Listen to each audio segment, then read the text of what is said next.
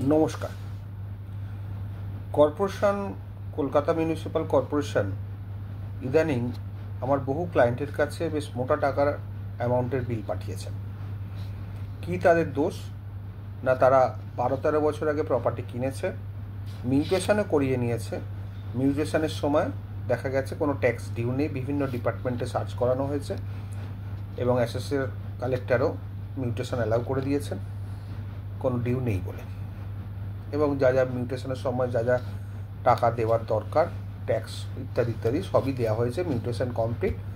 10 বছর বাদে হঠাৎ করে কলকাতা মিউনিসিপ্যাল কর্পোরেশন নোটিশ পাঠাচ্ছে যে এত টাকা বাকি আছে সুদে মূলে, বেশ মোটামুটি 6-7 লাখ টাকা করে পাঠিয়েছে। কারো কাছে 5 এসছে, কারো কাছে 3 এসছে, কারো কাছে 6 এসছে, ইত্যাদি ইত্যাদি। এবং নোটিশ দেওয়া হচ্ছে যে 1 মাসের মধ্যে পুরো টাকাটা শোধ না করে দিলে নেসেসারি লিগাল স্টেপ নেওয়া হবে।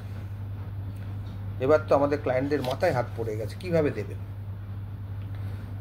10 বছর আগে প্রপার্টি কেনা হয়েছে, সেই সময় সমস্ত যাবতীয় ট্যাক্স মেটানো হয়ে গেছে, ভেন্ডারকে টাকা দেওয়া হয়ে গেছে, দলিল রেজিস্ট্রি হয়ে গেছে, তখন এলওআই তোলা হয়েছিল, কোনো ট্যাক্স ডিউ নেই। এখন আমি প্রত্যেককে অ্যাডভাইস করেছিলাম যে আপনারা চিঠি পাঠান, চিঠি পাঠিয়ে কর্পোরেশন, অ্যাসেসর কালেক্টর, নর্থ বা সাউথ, ম্যানেজার, মেয়র ইত্যাদি যারা অফিসিয়ালস আছেন প্রত্যেকে চিঠি পাঠান।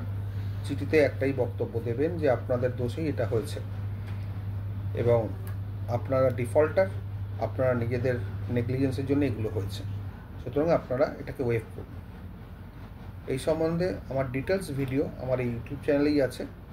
যারা যা দেখতে চান দয়া করে দেখবেন এবং কী কী রিমেডি সেটার কথাও বলা হয়েছে ডিটেলসে, আপনারা দেখে সেই মতো ব্যবস্থা নিন।